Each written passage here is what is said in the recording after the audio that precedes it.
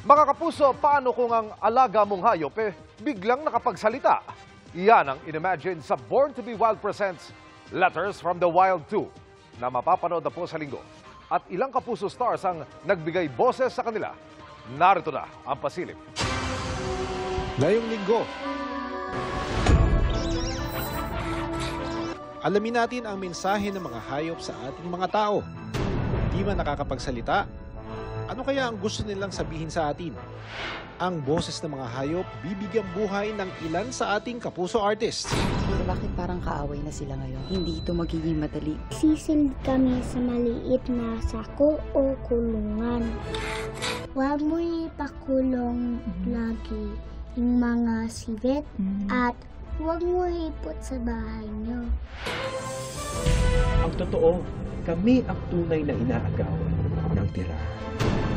Totoo pala yun, yung mga mas takot sila sa atin kesa tayo sa kanila.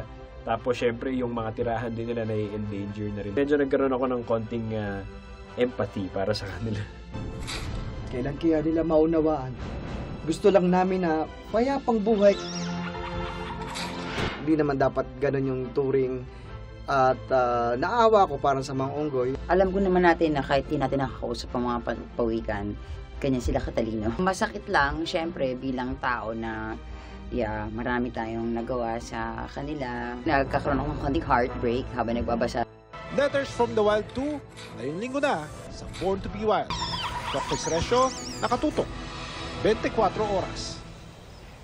Mga kapuso, samahan nyo kaming tumutok 24 oras. Bisitahin at mag-subscribe sa GMA Integrated News sa YouTube. Sa mga kapuso abroad, bisitahin ang GMA Pinoy TV at www.gmanews.tv.